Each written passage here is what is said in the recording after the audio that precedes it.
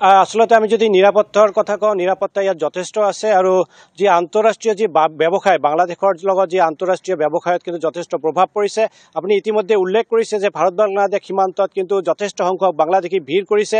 অকল যে শুৱালকুছিয়ে নহয়, তাৰ দুদিন পূৰ্বে জলপাইগুৰিতো তেনে এক পৰিৱেশে দেখা গৈছে। আৰু কিছুমান ঠাইত মই বাৰে বাৰে কথাটো উল্লেখ কৰিছোঁ, পূৰ্বতে মই বিভিন্ন বাতৰিত উল্লেখ কৰিছোঁ যে যিসমূহ ঠাইত আচলতে মানুহৰ চকুত পৰিছে বা মোবাইলত দৃশ্যবন্দী হৈছে, এই ঠাইসমূহ আচলতে আমি দেখুৱাবলৈ সক্ষম হৈছোঁ। এনে কিছুমান ঠাই আছে য'ত কিন্তু কেমেৰাই ঢুকি পোৱা নাই বা মানুহৰ চকুত পৰা নাই। তেনে ক্ষেত্ৰত কিন্তু বহু বাংলাদেশী বা ভাৰতত প্ৰৱেশ কৰাৰ খবৰ ওলাইছে, যদিও ইয়াৰ সঠিক কোনো তথ্য নাই। আৰু এই যি বাংলাদেশৰ যি সামগ্ৰিক পৰিৱেশৰ ফলত কিন্তু ইয়াৰ যি আন্তঃৰাষ্ট্ৰীয় ব্যৱসায়ত যথেষ্ট প্ৰভাৱ পৰিছে। মই যিহেতু ধুবুৰী জাহাজঘাটত উপস্থিত আছোঁ, মোৰ সতীৰ্থ ভিডিঅ' জাৰ্নেলিষ্ট এই সামগ্ৰিক দৃশ্য দেখুৱাব। এয়া হ'ল ব্ৰহ্মপুত্ৰ নদী, আৰু ব্ৰহ্মপুত্ৰ নদীৰে বাংলাদেশলৈ যি শিল আৰু কয়লা সৰবৰাহ কৰা হয়, আৰু তাৰ সমান্তৰালভাৱে বাংলাদেশৰ পৰা বিভিন্ন সামগ্ৰী আমদানি কৰা হয়।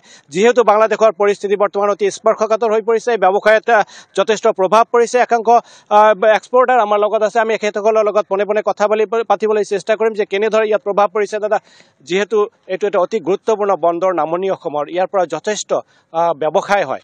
যিহেতু বাংলাদেশৰ সামগ্ৰিক পৰিৱেশৰ বাবে বৰ্তমান ব্যৱসায় বন্ধ হৈ আছে, কি খবৰ এই বিষয়ত? আপোনালোকৰ কিমান দিনৰ পৰা এই পৰিস্থিতিৰ বাবে ব্যৱসায় বন্ধ? হয়, একচুৱেলি আমি ইয়াত খুব ধুনীয়াকৈ আমাৰ এই পৰ্ট চলি আছিল।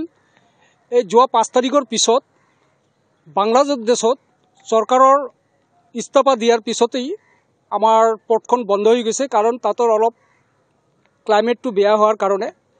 আজি আমি এজন এক্সপৰ্টাৰ হয়, আমাৰ বহুত টকা ইম্পৰ্টৰ তাতে ফাঁচি আছে। আমি টকাবিলাক এতিয়াও ৰিলিজ কৰিব পৰা নাই। আৰু আমাৰ জাহাজ অহাৰ কথা আছিল, জাহাজ ৰেডি, আমাৰ ইয়াৰ পৰা পাথৰ যাব, কিন্তু যাব পৰা নাই বৰ্তমান চিচুৱেশ্যনৰ কাৰণে। কাষ্টম সুবান্টনক মই ফোন কৰিছিলোঁ, তেখেতে কৈছে যে না, আমাৰ পৰ্ট আমি বন্ধ ৰাখিছোঁ, চিচুৱেশ্যন অলপ ভাল হ'লে, ইনষ্ট্ৰাকশ্যন আহিলে আমি পৰ্টখন খুলি দিম। আপুনি বন্দৰ আমাৰ যি বিভাগীয় মন্ত্ৰী আছে, তাক কিবা আহ্বান জনাব নেকি? না, মই বিভাগীয় মন্ত্ৰী আমি মাননীয় সৰ্বানন্দ সোণোৱালদেৱক মই বিনম্ৰ অনুৰোধ জনাওঁ যে আমি যাতে সোনকালে এই পৰিস্থিতিটো যাতে পিচফুল হয়, আৰু বাংলাদেশৰ এইটো অভ্যন্তৰীণ মেটাৰ, এইটো ইণ্টাৰনেশ্যনেল পলিটিক্স হয়। আমি এইবিলাক কথা নকওঁ।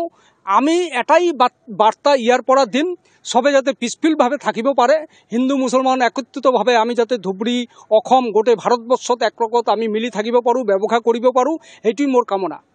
আসলতে যদি আমি ব্যৱসায়ৰ কথা ক'বলৈ যাওঁ, যিহেতু ভাৰতৰ অৰ্থনীতি সম্পূৰ্ণভাৱে নিৰ্ভৰ কৰে আন্তৰ্জাতিক যি ডলাৰৰ ওপৰত, আৰু যিহেতু বাংলাদেশৰ লগত যি ব্যৱসায় হয়, ব্যৱসায়ৰ পৰা যিহেতু যথেষ্ট সংখ্যক বৈদেশিক মুদ্ৰা ভাৰতলৈ আহে, আৰু ই ভাৰতৰ যি অৰ্থনীতি যথেষ্ট টনকিয়াল কৰাত সহায় কৰিছে। যিহেতু বিগত প্ৰায় বহুদিনৰ পৰা ইয়াত ব্যৱসায় বন্ধ হৈ আছে বাংলাদেশৰ সামগ্ৰিক পৰিৱেশৰ বাবে, পৰিস্থিতিৰ বাবে, যাৰ ফলত কিন্তু যথেষ্ট যি ক্ষতিৰ সন্মুখীন হ'ব লগা হৈছে ব্যৱসায়ৰ ক্ষেত্ৰত। আৰু সমান্তৰালভাৱে কিন্তু ভাৰতীয় যথেষ্ট বৈদেশিক মুদ্ৰা হেৰুৱাব লগা হৈছে, যি অৰ্থনীতিৰ উন্নয়নৰ ক্ষেত্ৰত অতি কাৰ্যকৰ। আৰু এই বিষয়ে যদি ভাৰত চৰকাৰে যদি সঠিক এটা পদক্ষেপ ল'ব লাগে,